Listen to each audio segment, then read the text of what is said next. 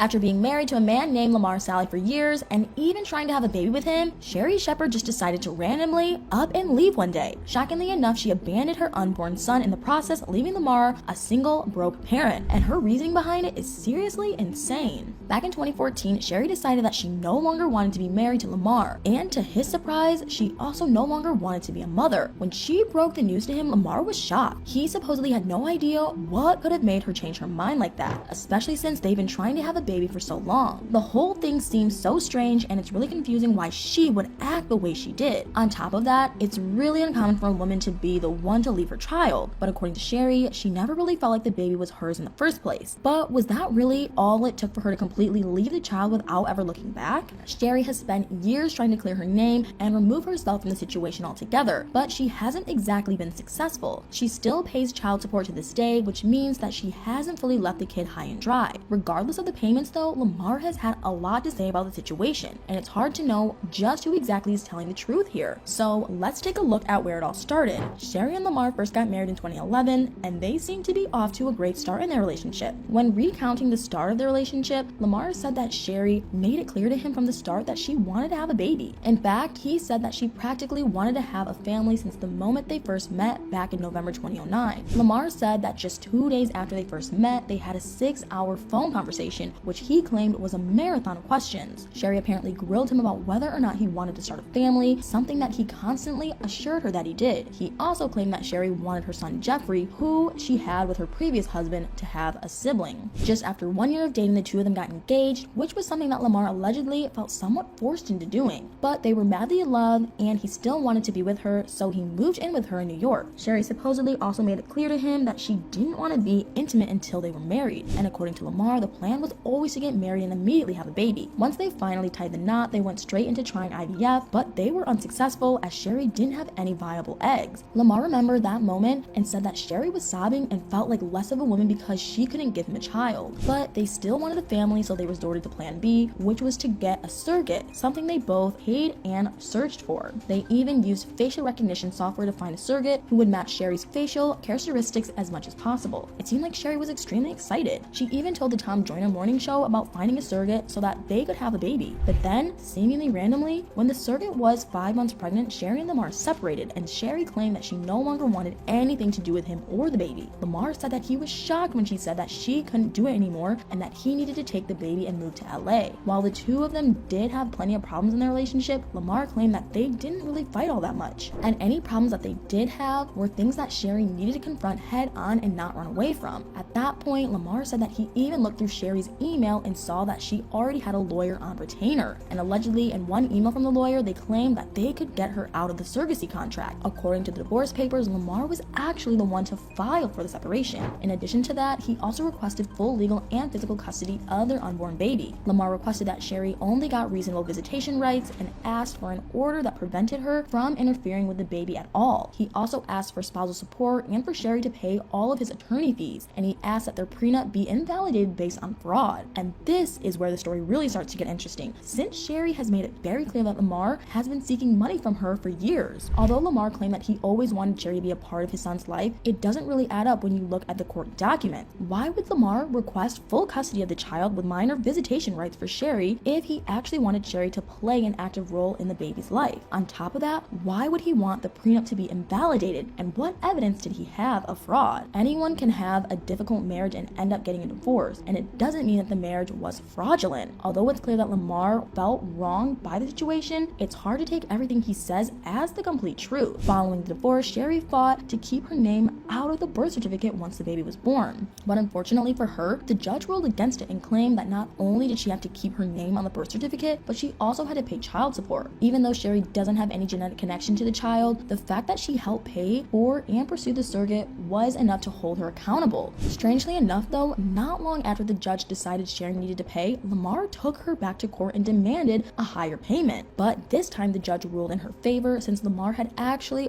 brought her to court in California, which didn't have jurisdiction over the case. After the win, Sherri's representatives said they hoped Lamar would finally stop his useless attempts to get more money from her. They apparently hoped that he would seek a real job and take care of his child just like any other parent would. While both of them paint a pretty negative picture of the other, there's still a question as to why Sherri left in the first place. As I mentioned earlier, they're their marriage wasn't without its problems. Sherri struggled with some severe trust issues after the relationship she was in before Lamar, which also seemed to creep into their relationship. On top of that, it's possible that Sherri felt like Lamar was only using her for her money, as he was a stay-at-home husband who didn't work at the time. Lamar even admitted that Sherri would constantly ask him to get a job and contribute, but it seemed like he just felt like it was too difficult to find work and would rather spend his time taking care of the house. While we don't really know this for sure, it is also possible that Sherri felt like Lamar was trying to trap her with the baby. Although she obviously wanted a baby at first, Lamar might have shown her some less than attractive behavior throughout their marriage, and she might have started to get really scared when the surrogate was actually pregnant and it was really happening. This theory would also explain his constant attempts to get higher child support payment. Then again, this really is all just speculation. With all that being said, it seems clear that there were some deep-rooted issues in their relationship, and since the child was never genetically Sherri's in the first place, maybe she just never truly felt like the child was hers ever.